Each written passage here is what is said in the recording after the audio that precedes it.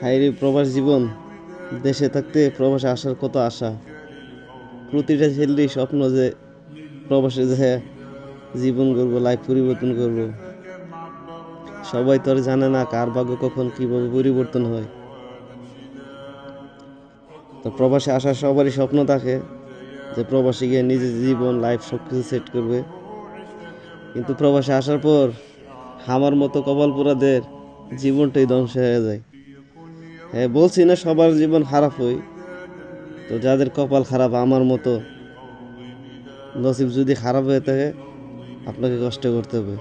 হ্যাঁ, আল্লাহ হয়তো সবারই ভাগ্য পরিবর্তন করবে, হয়তো কষ্ট করে, হয়তো কারো কিছুদিন আগে কারো কিছুদিন পরে।